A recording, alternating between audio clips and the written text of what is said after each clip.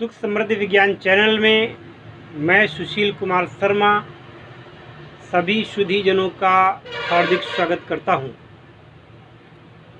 मित्रों, जैसा कि अभी यक्षिणी साधना के संबंध में मैं आप लोगों को नित्य नए वीडियो प्रेषित करता हूं, तो आप लोग ध्यान से इन वीडियोस को सुनें और इन वीडियोस के आधार पर आप सभी लोगों को ये करना चाहिए कि केवल वीडियो देखें ना, केवल देखना, वीडियो को केवल शेयर कर देना, सब्सक्राइब कर लेना, लाइक कर लेना, ये अपनी जगह है।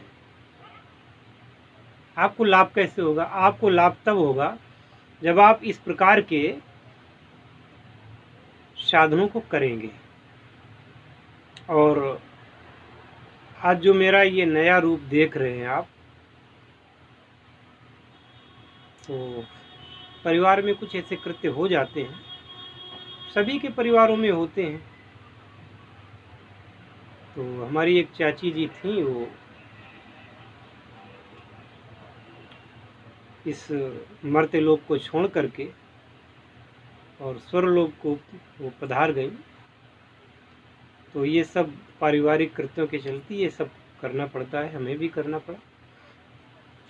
खैर, तो अब बात होगी आज कि देखिए, जीवन में चाहे अनचाहे कुछ ऐसे काम हो जाते हैं, ना चाहते हुए भी, या किसी ने साजिश कर दी। इस प्रकार से मनुष्य के जीवन में बंधन हो जाता है, यानी कि वो जेल चला गया, मुकदमा हो गया, या कहीं किसी ने बंधक बना लिया, अपहरण हो गया। ऐसे समय में वो यदि व्यक्ति पहले से ही अगर इस साधना को करके रखता है, या वो अपने किसी बंदी को अगर वो छुड़ाने के लिए इस प्रयोग को करना चाहता है, एक यक्षिणी है जो इस प्रकार के कार्य को संपन्न कराती है, और इन यक्षिणी का नाम है बंधन मोचन यक्षिणी। आप लोगों ने अभी तक YouTube के इतिहास में इस प्रकार की यक्षिणियों के नाम शायद न सुने हों, परंतु मैं आपको आश्वस्त करता हूँ, जो अच्छी यक्षिणियाँ हैं, भले ही किसी ने उनका कभी अपने वीडियोज में, अपने लेखनी में कहीं प्रयोग न किया हो, परंतु शास्त्रों में इनका वर्णन है। और बंधन मोचन जो यक्षिणी होती है, इसकी साधना करने से व्यक्ति उस बंधन से मुक्त होता है। अब जैसे एक रोग का बंधन है, किसी ने तांत्रिक बंधन कर रखा है आपके ऊपर, जिससे कि आप आगे न बढ़ सके, है ना, तो इन सारे बंधनों को वो मुक्त करती है।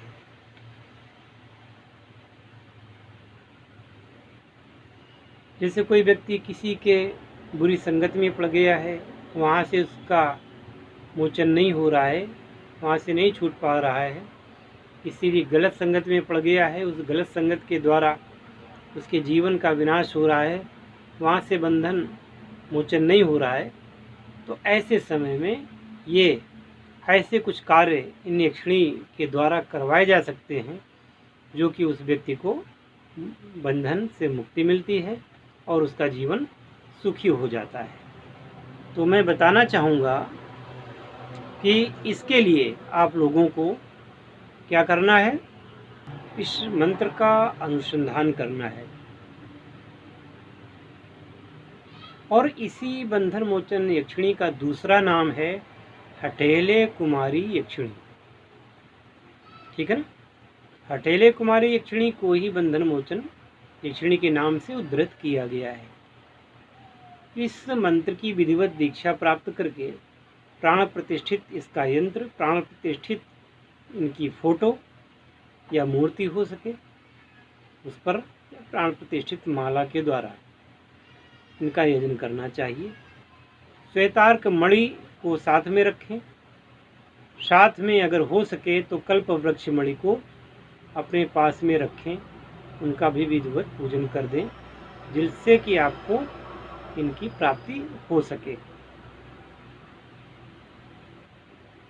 दिशा उत्तर की ओर हो तो सर्वश्रेष्ठ है, क्योंकि दिशा यक्षिणियों की उत्तर की दिशा मानी गई है।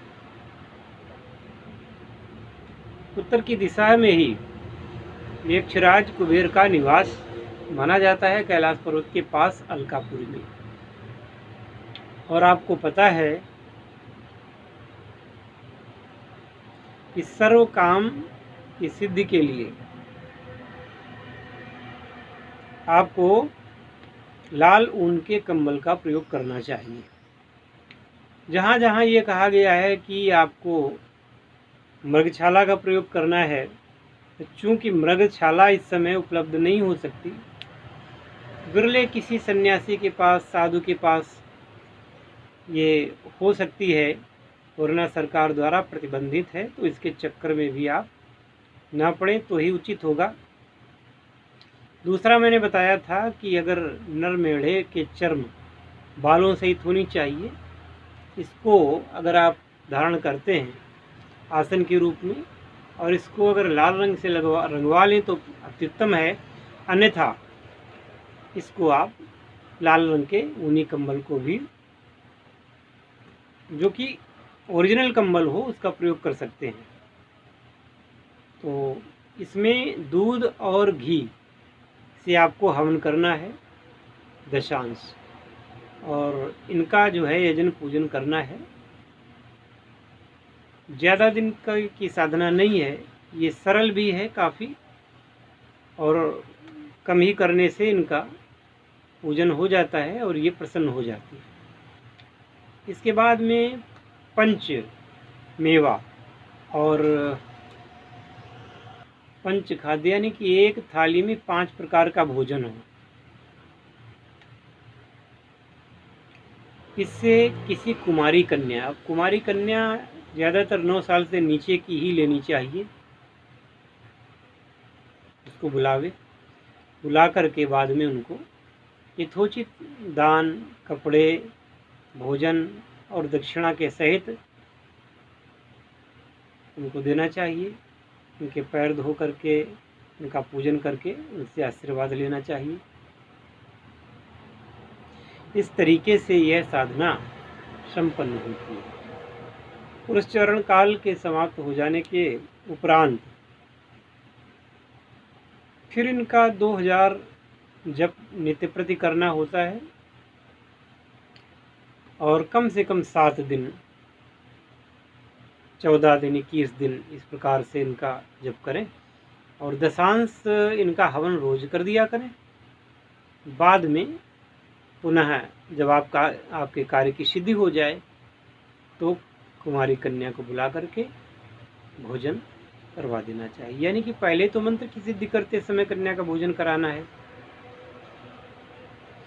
लेकिन बाद में भी जब इसको मंत्र को प्रयोग करें तब भी आप उसको करा सकते हैं। करा सकते क्या है, कराना ही है आपको। इस प्रकार से अटेले कुमारी जो यक्षिणी हैं वह आपसे प्रसन्न होकर के आपको वर प्रदान करती हैं, और उसके द्वारा किसी भी बंदी का मोक्षण आप कर सकते हैं।